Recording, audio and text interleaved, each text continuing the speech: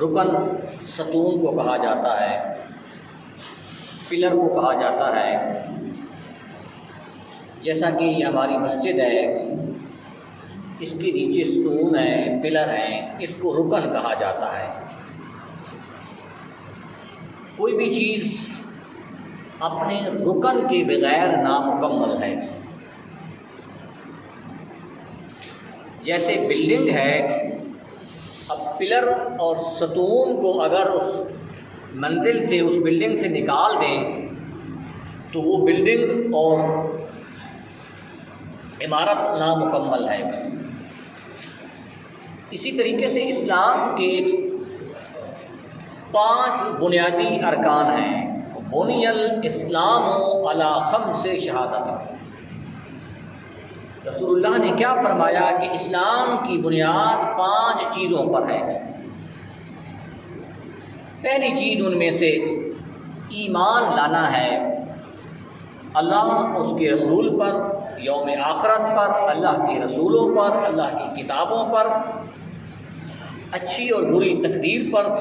یہ ایمان لانا یہ ضروری ہے، لازم ہے۔ یہ پہلا رکن ہے، یہ پہلا سٹیپ ہے۔ کوئی شخص اس وقت تک مسلمان اور مومن نہیں کہلوا سکتا جب تک وہ زبان کے ساتھ اقرار نہ کرے اور اس کی دل کے ساتھ تصدیق نہ کرے۔ دوسرا اہم رکن نماز۔ عربی میں نماز کے لیے لفظ صلاۃ استعمال ہوا ہے۔ صلاۃ کے بہت سے معنی ہیں۔ صلاۃ کا معنی رحمت ہے، صلاۃ کا معنی درود ہے، صلاۃ نماز کو بھی صلات کہا جاتا ہے۔ اور پھر قرآن نے اس نماز کی اہمیت کو، فرضیت کو، نماز قائم کرنے کی اہمیت کو اس زور کے ساتھ بیان کیا ہے کہ ہر پارہ میں نماز کا ذکر موجود ہے۔ 20 مقامات پر اللہ تبارک و تعالیٰ نے ڈائریکٹ حکم دیا کہ نماز قائم کرو، اور ساتھ ہی فرمایا زکوٰۃ ادا کرو۔ تو نماز یہ اسلام کا بنیادی رکن ہے۔ نماز کے بغیر ایک مسلمان اپنے آپ کو نہیں کہلوا سکتا۔ اسی وجہ سے رسول اللہ نے کیا فرمایا کہ کفر اور اسلام کے درمیان جو فرق کرنے والی چیز ہے وہ نماز ہے۔ ایک شخص کافر ہے، اس کے چہرے کے اوپر، اس کے ماتھے کے اوپر، اس کے ہاتھ کے اوپر کوئی نہیں لکھا ہوا کہ یہ کافر ہے۔ ایک مسلمان ہے، مسلمان کے چہرے کے اوپر بھی وضع و قطع کے لحاظ سے، لباس کے لحاظ سے ایک مسلمان اور کافر کے درمیان فرق نہیں کر سکتے۔ لیکن جب ایک شخص اللہ کے حضور نماز پڑھ رہا ہے، وہ چاہے قیام میں کھڑا ہے، چاہے سجود میں کھڑا ہے، چاہے وہ سجدوں میں اللہ کے حضور جھکا ہوا ہے، التحیات میں بیٹھا ہے، تو اس دیکھنے والے شخص کی اس کیفیت سے یہ معلوم ہو جاتا ہے کہ وہ شخص مسلمان ہے، وہ کافر نہیں ہے۔ اسی وجہ سے رسول اللہ نے فرمایا کہ مسلمان اور کافر کے درمیان فرق کرنے والی چیز نماز ہے۔ نماز علامت ہے مسلمان کی، بندہ مومن کی سب سے بڑی علامت نماز ہے، جس سے یہ ثابت ہو کہ میں مسلمان ہوں، میں مسلمانوں کے گھروں میں رہتا ہوں۔ یہ نماز فرق کرنے والی ہے۔ پھر نماز کس چیز کا نام ہے؟ نماز اللہ کی بندگی کا نام ہے، اللہ کی عبادت کا نام ہے۔ نماز اللہ کی تسبیح و تحلیل کا نام ہے، اللہ کی کبریائی بیان کرنے کا نام ہے۔ اور نماز ایک ایسی عبادت ہے، یہ ایک نقطہ آپ کے سامنے بیان کرنا چاہتا ہوں۔ نماز کا آغاز کے نام سے ہوتا ہے اور اختتام بھی اللہ کے نام سے ہوتا ہے۔ جب ہم نماز شروع کرتے ہیں تو پہلا لفظ ہماری زبان سے کیا ادا ہوتا ہے؟ اللہ اکبر۔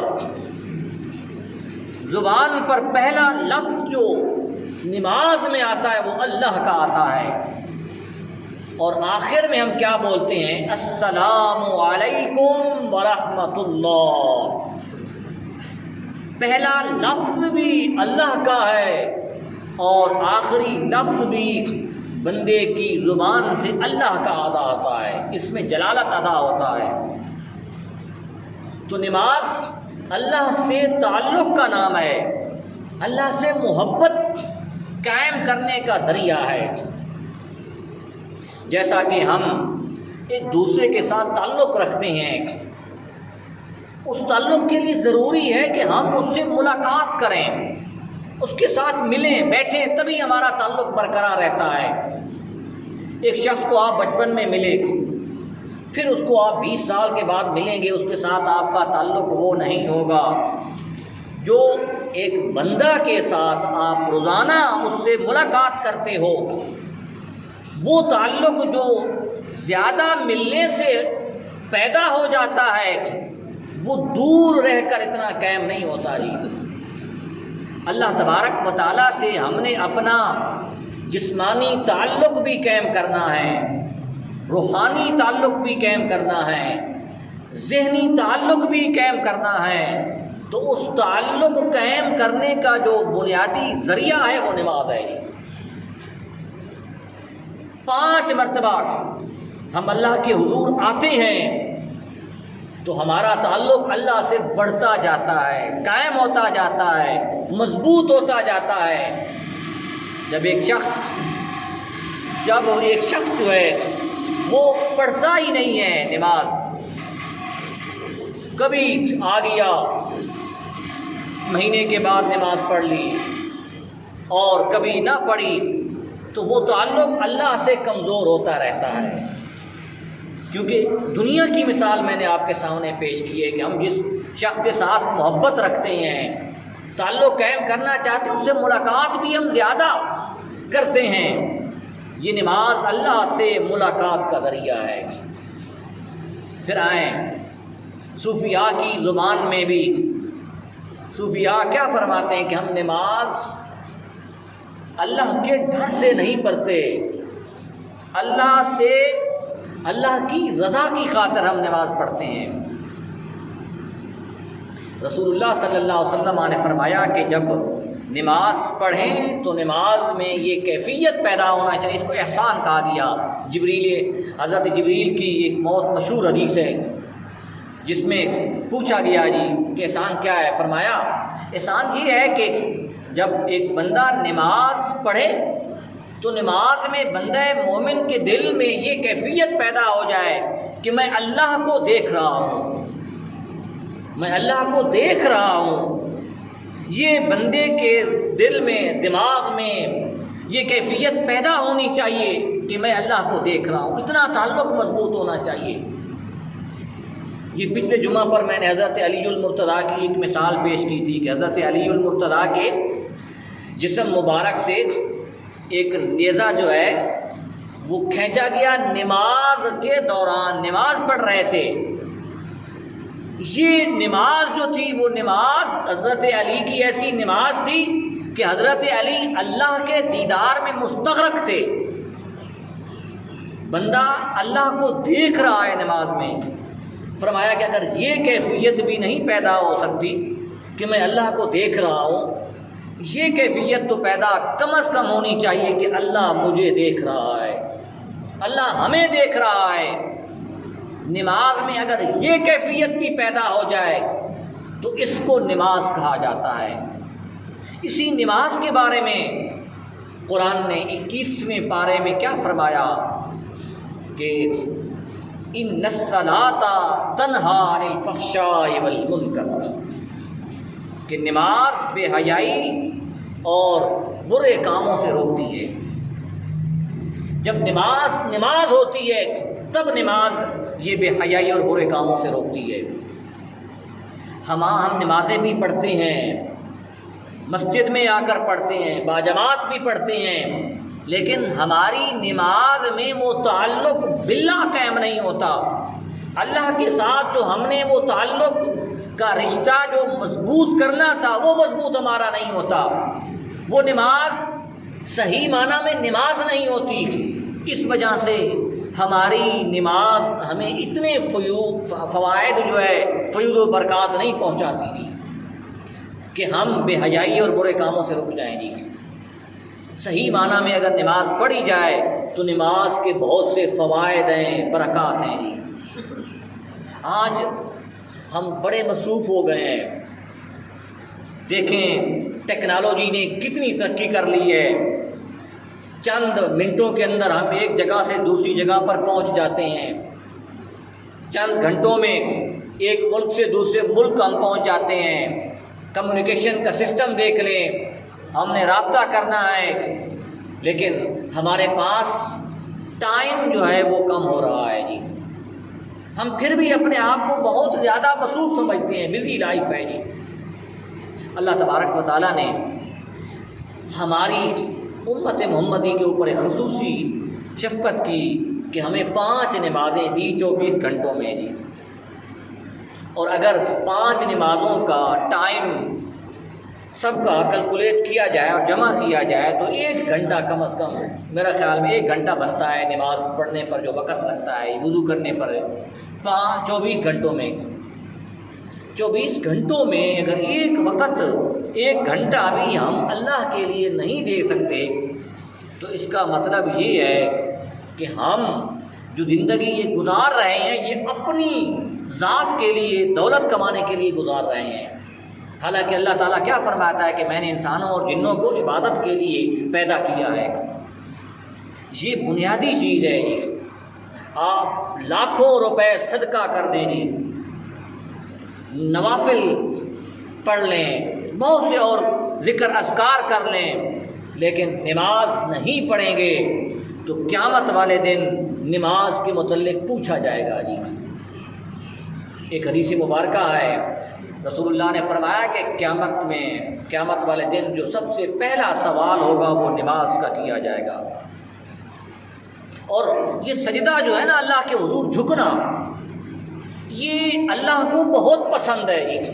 اس پر ایک اور میں مثال دیتا جاؤں کہ وہ حدیث مبارکہ آپ نے سنی ہے کہ قیامت والے دن سب لوگ جو ہے حضرت آدم کے پاس جائیں گے، کہیں گے کہ ہماری شفاعت کریں، پھر حضرت ابراہیم کے پاس، حضرت موسیٰ کے پاس، نبیوں سے ہوتے ہوئے رسول اللہ کی بارگاہ میں آئیں گے۔ نبی کریم صلی اللہ علیہ وسلم آپ فرمائیں گے کہ ہاں میں نے آپ کی شفاعت کرنی ہے، سفارش کرنی ہے۔ رسول اللہ صلی اللہ علیہ وسلم اللہ کے حضور جب جائیں گے شفاعت کرنے کے لیے، سفارش کرنے کے لیے، تو وہاں قیامت والے دن آپ کیا کام کریں گے کہ اللہ کے حضور آپ سجدہ کریں گے جی۔ اللہ کے حضور جھک جائیں گے۔ اللہ تبارک و تعالیٰ کو یہ سجدہ کرنا اتنا پسند ہے کہ قیامت والے دن رسول اللہ صلی اللہ علیہ وسلم جب اللہ کے حضور سجدہ کریں گے، اللہ کے حضور جھکیں گے، تو اللہ تعالیٰ انعام میں کیا فرمائے گا؟ ارفع راسک، اپنے سر کو اٹھائیے، سل تو عطا، مانگیے آپ کو عطا کیا جائے گا، وشفع تو شفع، شفاعت کیجیے آپ کی شفاعت قبول کی جائے گی۔ یہ انعام اللہ تبارک و تعالیٰ کس وجہ سے دے گا کہ رسول اللہ صلی اللہ علیہ وسلم کا یہ جو سجدہ کرنا ہے اللہ کے حضور، یہ اللہ کو بہت پسند ہے جی۔ جب بندہ اللہ کے حضور جھک جاتا ہے تو اللہ تبارک و تعالیٰ کو یہ جھکنا بہت پسند ہے جی۔ پھر نماز میں ہم اللہ کی کبریائی بیان کرتے ہیں، اللہ اکبر، اللہ سب سے بڑا ہے۔ یہ تکبر جو ہے یہ اللہ کا خاصہ ہے، اللہ کی خصوصیت ہے جی۔ یہ تکبر ہم نے اپنے اندر پیدا کر لیا ہے، یہ اللہ کی صفت ہے، اس صفت کو ہم نے اپنے اندر لازم کر دیا، حالانکہ یہ اللہ کی صفت، اللہ اکبر، اللہ سب سے بڑا ہے جی۔ اسی وجہ سے افسانی کیا فرماتے ہیں؟ تکبر را عزازیل خوار کرد، تکبر نے شیطان کو ذلیل کر دیا، رسوا کر دیا۔ حضرات محترم، نماز کے بہت سے فوائد ہیں۔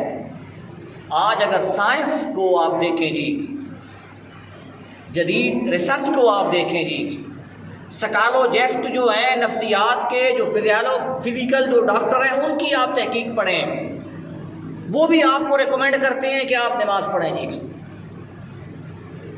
جب ایک بندہ تھکا ہوا کام سے آتا ہے، وضو کر کے نماز پڑھتا ہے، نماز کے بعد اس کو بہت سکون ملتا ہے۔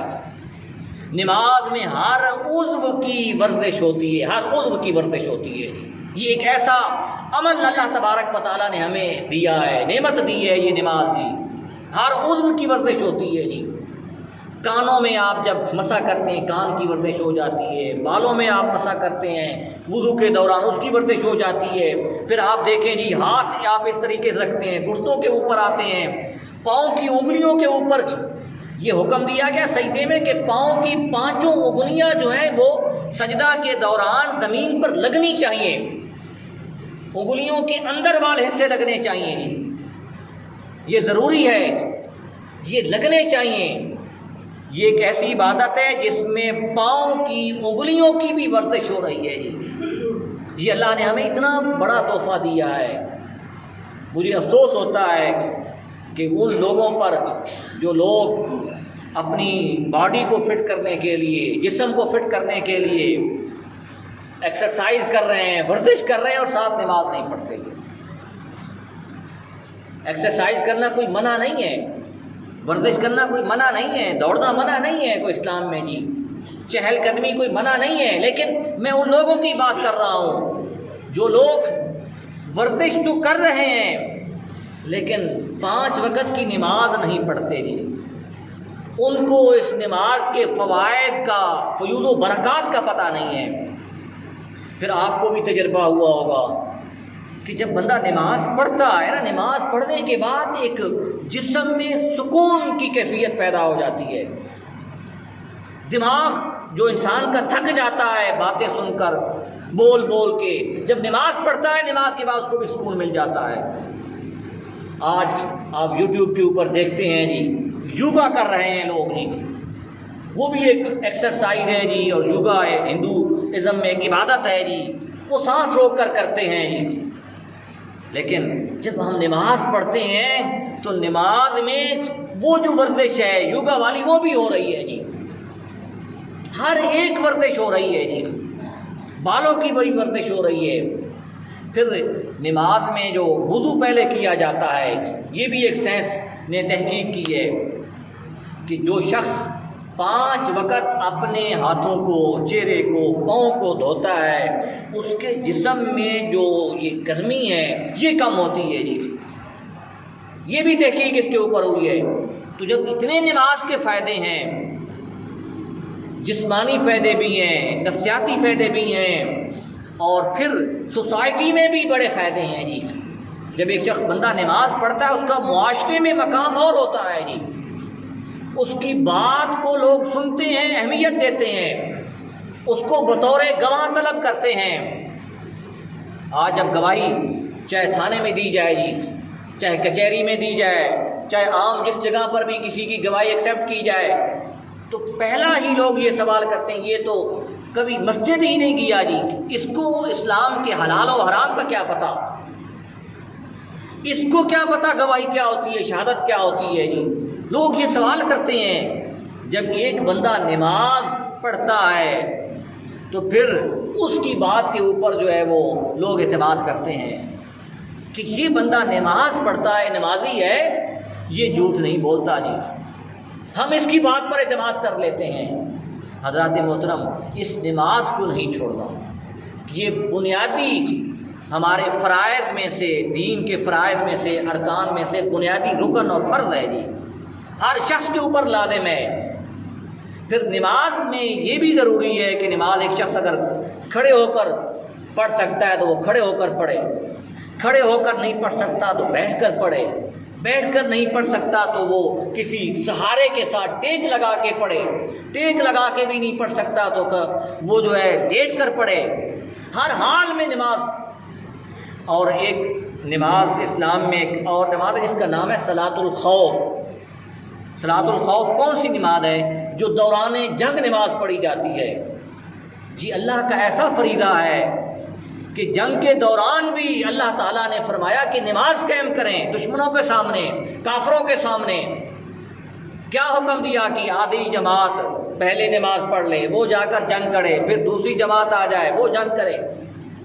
یہ حکم ایک ترتیب بنائی گئی ہے نماز قائم کرنے کی دوران جنگ کی۔ اتنی اہم اللہ تبارک و تعالیٰ نے یہ عبادت، اور پھر ہمارے اوپر اللہ تعالیٰ نے یہ کرم کیا ہے کہ ہمیں 50 نمازوں کی بجائے 5 نمازیں عطا کی۔ رسول اللہ صلی اللہ علیہ وسلم جب مکہ میں تھے اس وقت بھی نماز فرض تھی، مدینہ میں تھے اس وقت بھی نماز فرض تھی۔ نماز ایسا فرض ہے، ایسا رکن ہے جو اسلام کے شروع ہونے کے ساتھ ہی لازم قرار دیا گیا ہے۔ صحابہ کرام کو حکم دیا گیا کہ آپ چھپ کر نماز پڑھیں گھر میں، مکہ میں۔ پھر نبی کریم صلی اللہ علیہ وسلم جو غار حرا جایا کرتے تھے، غار حرا جایا کرتے تھے، وہاں آپ جا کر اللہ کی بندگی اور عبادت کرتے تھے۔ وہاں اللہ کے حضور سجدے بجا لانے کے لیے آپ جاتے تھے جی، خفیہ چھپ کر اللہ کی عبادت کرتے تھے، اور آپ اتنی نماز پڑھتے تھے کہ قرآن مجید فرقان حمید میں کیا فرمایا، یا ایھا المزمل قم اللیل الا قلیلا نصفہ او انقص منہ قلیلا، اے مزمل کی چادر اوڑھنے والے رات کو قیام کریں، تھوڑا کریں، کم کر دیجیے، حکم دیا گیا جی۔ نبی کریم صلی اللہ علیہ وسلم پوری رات اللہ کے حضور کھڑے ہو کر سجدے کرتے تھے، اللہ کے حضور آپ جو ہے وہ قیام کرتے تھے جی۔ پھر یہ نماز ہم جو پڑھتے ہیں نا، یہ نماز یہ فرشتوں کی ادا ہے، یہ نماز فرشتوں کی ادا ہے۔ اللہ تعالیٰ نے ایک جماعت پیدا کی ہے فرشتوں کی، جو آسمانوں کے اوپر ایک جماعت ایسی ہے جو قیام میں کھڑی ہے۔ جب سے اللہ نے ان فرشتوں کو پیدا کیا قیامت تک وہ قیام میں کھڑے ہیں۔ ایک فرشتوں کی جماعت ایسی ہے جو رکوع میں کھڑی ہے، ایک فرشتوں کی جماعت ایسی ہے جو سجدہ میں ہے۔ یہ اللہ تبارک و تعالیٰ نے وہ جو فرشتوں کی مختلف کیفیت کی عبادت تھی وہ سب کی سب ہمیں عطا کر دی کہ تم یہ نماز پڑھو، وہ فرشتوں سے تم افضل ہو جاؤ گے، برتر ہو جاؤ گے۔ اور نبی کریم صلی اللہ علیہ وسلم کو معراج کی رات یہ تحفہ میں ملی، الصلاۃ معراج المومن، اسی وجہ سے کہا گیا کہ نماز مومن کی معراج ہے جی۔ جیسے رسول اللہ صلی اللہ علیہ وسلم اللہ سے ملاقات کے لیے گئے تو ہم بھی اسی طریقے سے اگر نماز قائم کریں گے تو یہ ہمارا اللہ کے ساتھ تعلق مضبوط ہو جائے گا۔ حضرات محترم، یہ نماز بنیادی فرض ہے، نماز خود بھی قائم کریں، اپنے بچوں سے بھی۔ اور یہ مسئلہ بھی ایک آج سن لیں گی، مسئلہ یہ ہے کہ 7 سال کا جب بچہ ہو جائے تو اس کو نماز پڑھانا لازم ہے جی۔ جب ہم یہ کہتے ہیں نا کہ چھوٹے بچوں کو پیچھے بھیج دیں جی، ٹھیک ہے، یہ وہ بچے ہیں جو 7 سال سے لے کر 10 سال تک ہیں جی، ان کی پیچھے الگ جو ہے وہ جماعت میں صف۔ ایک بچہ ہے جو بالغ ہے، 12 13 14 سال کا ہے جی، ٹھیک ہے، وہ بچہ سمجھدار ہے جی، وہ دوران صف وہ کھڑا ہو سکتا ہے۔ اور ان کے لیے حکم دیا گیا کہ جب بچہ بالغ ہو جائے پھر اس کو چھوڑ دو جی، ٹھیک ہے، پھر اس کے اوپر سختی جو ہے وہ تم اس کو نہیں کر سکتے جی فورس کے طاقت کے ذریعے سے کہ ان کو نماز۔ یہ والد کی ذمہ داری ہے کہ اس عمر میں، اور 7 سال سے جو کم عمر کے بچے ہیں جی ان کو مسجد میں نہیں لانا چاہیے جی۔ کیوں کہ اس کی وجہ یہ ہے کہ ہم بالکل جو چھوٹے بچے ہیں ان کو تو ساتھ لے کر آتے ہیں جی، جو سمجھدار ہو جاتے ہیں ان کو پھر ہم نہیں لے کر آتے جی۔ جو بالکل چھوٹے بچے ہیں جی وہ مسجد میں آ کر پاخانہ کر دیں گے جی، نمازیوں کے آگے سے گزر جائیں گے، وہ بالکل نہ سمجھدار ہیں جی۔ ہم چھوٹے چھوٹے بچوں کو ساتھ لے کر آتے ہیں، ہم اپنی نماز بھی ڈسٹرب کرتے ہیں، ساتھ دوسروں کو بھی ڈسٹرب کرتے ہیں۔ تو یہ خیال کریں جی کہ جو سمجھدار بچے ہیں ان کو مسجد میں لائیں جی، اور دوران جماعت جو ہے ان کی الگ جو ہے وہ صف ہونی چاہیے۔ جو بڑے بچے ہیں جی، ٹھیک ہے، جو بالغ ہونے کے قریب ہیں یا مثال کے طور پر 12 13 14 سال کی عمر کے ہیں، ان کو بے شک صف میں کھڑا رہنا دیا، ان کو پیچھے نہ بھیجا کریں جی۔ یہ بچوں کو جو ہم اس طریقے سے بالکل جو ہے وہ باہر نکال دیتے ہیں، یہ بھی ان کی ایک دل آزاری ہوتی ہے، اس طرح نہیں کرنا چاہیے۔ تو یہ گھر سے جب ہم اپنے ساتھ بچے لے